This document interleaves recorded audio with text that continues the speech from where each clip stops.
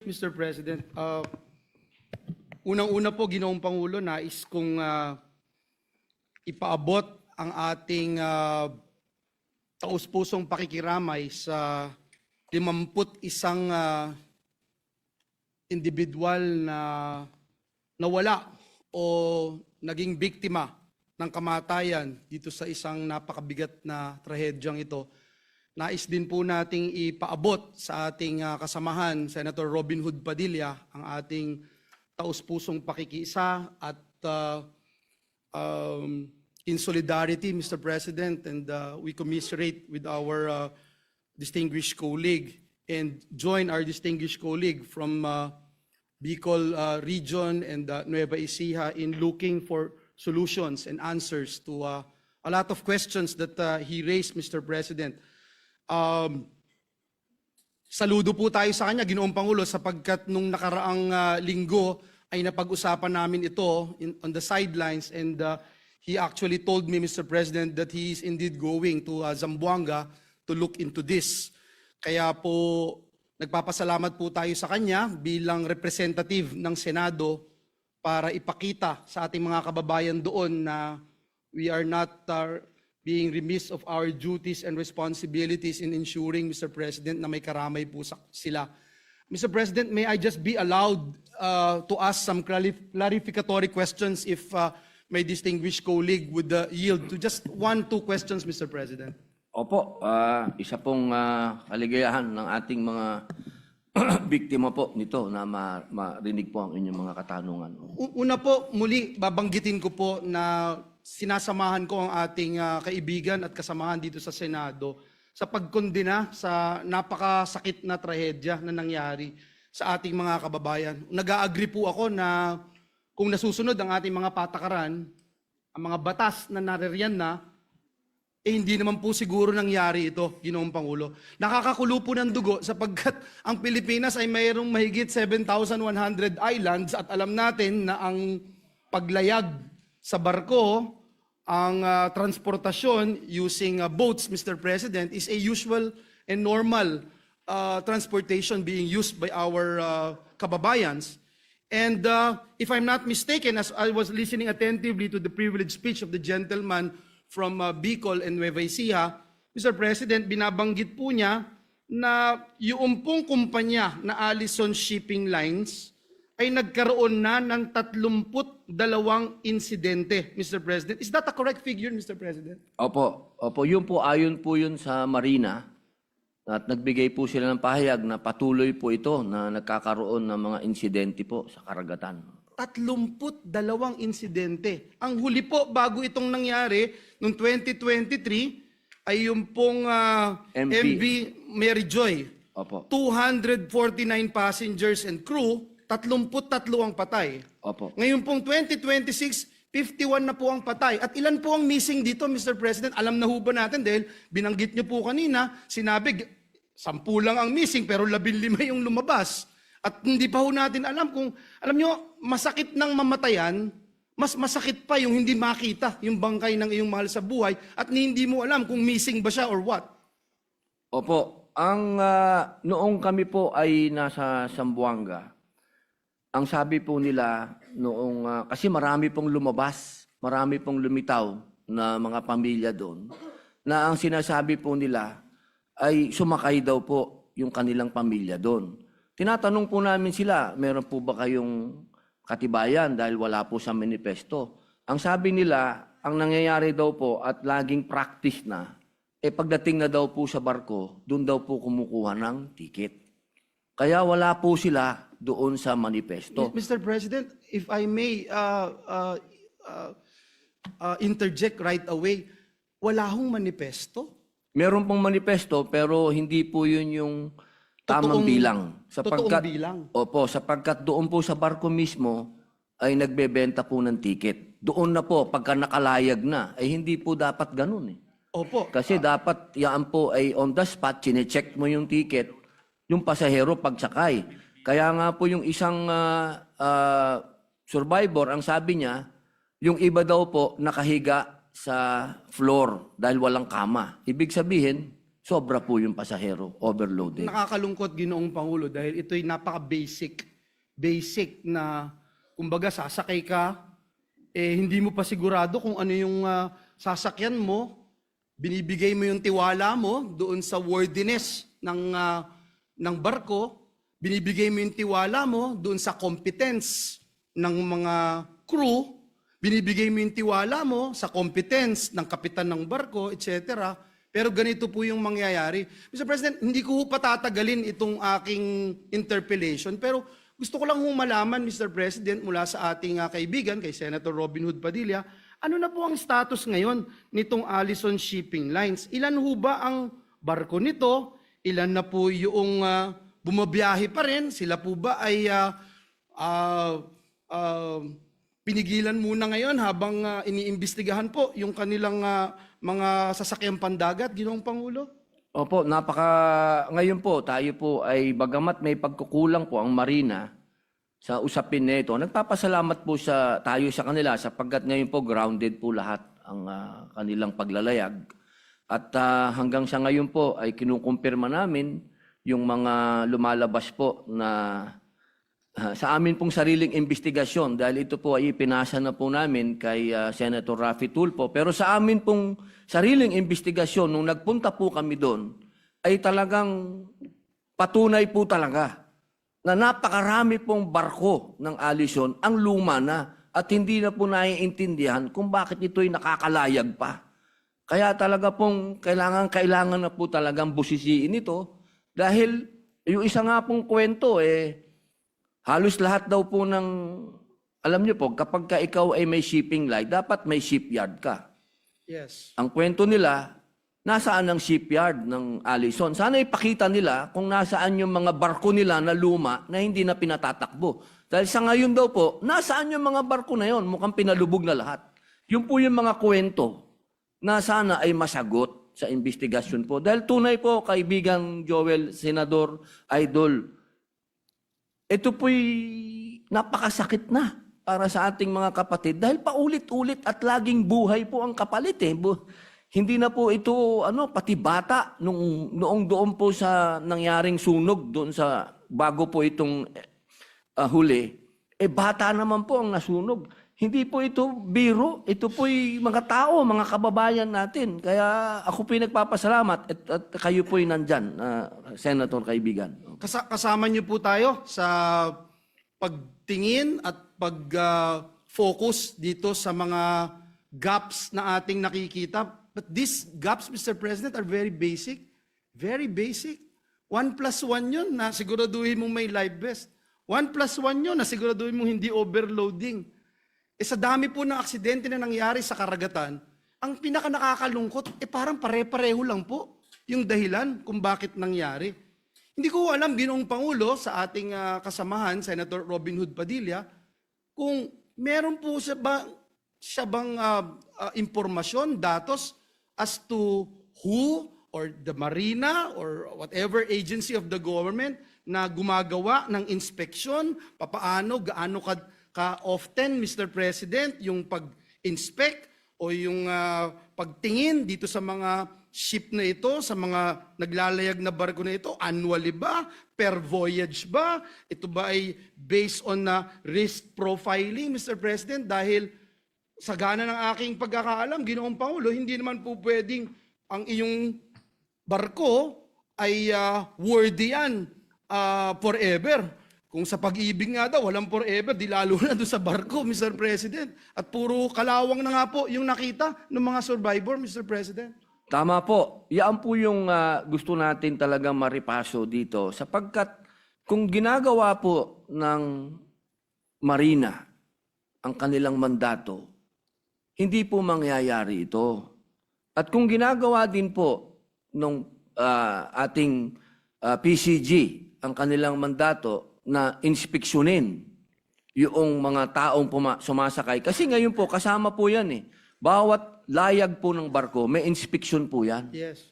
Opo. Yun po yung ating ipinapanukala ngayon, atin pong inilalapit sa komite ni Senator Raffy Tulfo. Dahil kung ginawa nila yung mandato nila, hindi po nangyari ito. Kasi kumpleto na po tayo sa batas eh. Kumpleto na po tayo sa mga alituntunin, sa mga mandato. Bakit pa ulit-ulit? Bakit merong ganito na nakakapagbenta ka pa ng ticket dun sa taas at nakakapag-overload ka? Yan po yung mga bagay na kailangan sagutin sapagkat ano po ba ang kulang pa? Kapag hindi po ito nasagot kaagad, kasama, alam po nating meron ng under the table na naman dito. Ang usapin dito, nakakalusot-lusutan na naman tayo. Doon na naman ba tayo babagsak? Na kapag may nangyari, hihigpit. Kapag natapos na, nakalimutan na ng taong bayan, naayos na ng insurance, nabayaran na yung mga, okay, balik na naman tayo sa happy-happy. Yan po ang nangyayari. Kaya po sana, ito pong ganap na ito, makagawa po tayo ng hakbang na mas meron na po talagang managot. Kasi dati po talaga, kaibigan, ang nangyayari kasi walang nananagot na operator eh. Yun ang problema. Salamat po, Ginoong Pangulo, sa ating kasamahan, Senator Robin Hood Padilla. Nais ko lang po, for the last time, put into the records of this August Chamber, my utmost dismay on this particular issue. I sincerely appreciate the passion and magnanimity of our colleague for bringing this up. And let me also emphasize and add into the mix of discussion, Mr. President, this representation fought very hard for the passage of occupational safety and health standards. It became a law after fighting for it for more than 15 years, Mr. President. I started lobbying for this particular measure when we were all still members of Congress with Senator Risa, Senator Migs, and Senator Win. And we passed this measure when we were also together here in the Senate, itong occupational safety and health standards. Hindi pa nga ho ito na pag-uusapan sa mix, Mr. President, because we feel na yung Marina, yung DOTR, kung nagawa nila yung kanilang mandato at kanilang tungkulin, hindi nangyari to. Pero gusto kong idagdag, meron pong Oslo, and in fact, the Department of Labor and Employment issued Department Order number 25225 or the revised implementing rules on occupational safety and health standards in the Philippines. The revised IRR broadens its jurisdiction, Mr. President, to encompass all establishments, projects, and work sites, regardless of industry or location. And under this DO 129 series of 2013, or the rules and regulations governing employment and working conditions of seafarers on board ships engaged in domestic shipping, and of DOLE Department Order number 132, yung labor inspection should cover vessels, Mr. President. And so in the coming hearing, Mr. President, I hope that we will be able to invite representatives from DOLE as to how they are looking into this. How often does DOLE conduct inspection of vessels? And what are identified deliverables? Kasama ho yan sa batas. Ma-identify yung deliverables, especially, Mr. President, the enforcement of the maritime occupational safety and health standards. So I just wanted to put that on record. At siguro yung isa pa, Mr. President, yung dahil dito sa expanded DO 25225, makita at malaman natin mula sa Department of Labor and Employment kung na-harmonize po nila yung kanilang authority with Marina, with Philippine Coast Guard, and other maritime regulators, muli, para ma-avoid yung overlapping and conflicting inspections. Pero gaya ng sinabi kanina ni Senator Robin Hood Padilla, the more inspection, the more na masiguro yung safety, at hindi lang lalayag, kasi pwede, hindi, dapat ligtas. The more na may ganun, mas meron pong peace of mind ang ating mga kababayan na mga bumabiyahe. Bumabiyahe araw-araw. Bumabiyahe para matupad yung kanilang pangarap. Bumabiyahe para makibaka sa mas magandang bukas o sa mas magandang hinaharap ng kanyang pamilya at kanyang mga mahal sa buhay. So yun lamang po, Ginoong Pangulo, at sana makita rin natin yung jurisdictional boundaries between DOLE labor inspectors and flag state or port state control inspections. But the bottom line is, these are basic things that our government agencies should be doing. And muli, we salute our dear brother, our dear colleague, Senator Robin Hood Padilla, and makakaasa po kayo ng ating full support dito sa resolusyon para imbestigahan at makakita pa tayo ng mas maayos, mas malinaw na sagot sa problema at sa mga challenges na kinakaharap ng ating mga kababayan. Maraming salamat po, Ginoong Pangulo. Maraming salamat, distinguished colleague. Maraming salamat. Pwede bukas. Yes, we recognize Senator Risa Ontiveros. Mr. President, maikling manifestasyon lamang po ng suporta sa privilege speech ng mabuting Ginoo mula sa Camarines Norte at Bangsamoro. Unang-una na po taos-pusong pakikiramay din tulad ng ipinahayag ng ating mga kasama, panalangin at mahigpit na yakap sa mga pamilya ng MV Tricia Kirsten 3. At pangalawa at huli po para ngayong gabi, Mr. President, pakikiisa din dun sa ipinahayag ng mabuting Ginoo na siguro naman pagkatapos ng napakarami na nating ganitong mga teribleng trahedya sa dagat, MV Don Juan, MV Doña Paz, MV Princess of the Stars, kung ano-ano pang mga MV at ngayon ay sumunod pa itong sa MV Tricia Kirsten 3 na bunga po ng sinasagawang pagdinig at isasama po ang privilege speech ng mabuting Ginoo ay talagang mahanap yung mga konkretong findings ayon dun sa 7 o 8 punto na inilatag ng mabuting Ginoo kanina at makabuo talaga ng mga konkretong at praktikal na mga rekomendasyon para maibunyag sa mga pamilya at sa publiko ang buong katotohanan nitong pinakahuling trahedya sa MV Tricia Kirsten 3, mabigyan ang mga pamilya ng hustisya at gaya ng sinabi ng mabuting Ginoo, once and for all, mas ilagay na po sa ayos ang ating industriya ng shipping dito sa ating archipelago, sa ating bayan na mas malaki pa nga ang karagatan kaysa sa kalupaan. So maraming salamat, syukran sa mabuting Ginoo at mabuhay po kayo. Maraming salamat, Mr. President. Maraming salamat. Katulad po ni Senator Risa at ni Senator Joel, ako rin po ay nakikiramay doon sa mga pamilyang nasawi dahil po dito sa trahedya. At nakikiisa po ako sa privilege speech ng ating kasamahan, Senator Robin Padilla, na dapat magkaroon tayo ng masusi at mabilis na investigasyon. Alam naman natin lahat na tayo po ay isang archipelagic country. Meron tayong 7,100 islands. Araw-araw po may lumalayag na barko patungong Mindanao, patungong Visayas.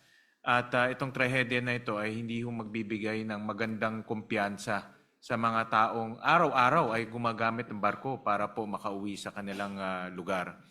At dapat nga kinikilala tayo isa sa pinaka magaling pagdating sa maritime dahil archipelagic country tayo pero tila baligtad yung nangyayari. Kaya sumusuporta po ako sa privilege speech ng ating kasamahan, Senator Robin Padilla, at sa lalong madaling panahon dapat magkaroon ng investigasyon at manugot yung mga taong may kinalaman dito sa trahedyang to. Kaya nakikisa kami.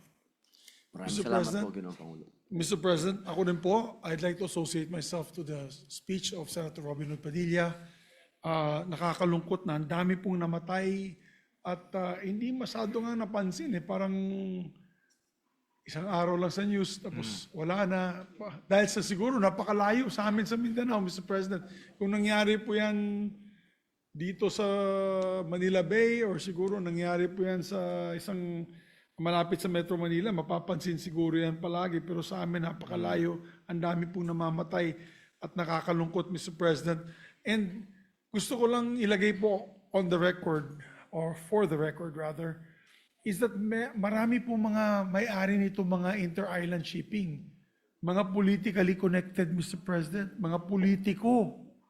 Kaya kami po umaapilan sa Coast Guard na sana without fear or favor, kung may matamaan ba dyan, congressman, mayor, governor, senador, sino pa ba dyan, ay dapat parusahin. Alam ko po yan, Mr. President, kasi meron din lumapit sa amin na politiko. Hindi ko nababanggitin sino, dahil tulungan sana yung kanyang inter-island vessel. Sabi niya, ay sana tulungan mo, kaibigan mo yung Marina siguro, kasi senador ka. patas lang ang laban, sabi niya sa akin. Di ko nababanggitin kung sino. Pagtawag po namin sa Marina, para lang ipakita yung parang ease of doing business, ika nga, siguro, dahil naka-pending yung kanyang, nakatenga yung kanyang na request, no, for permission to operate or permit to operate.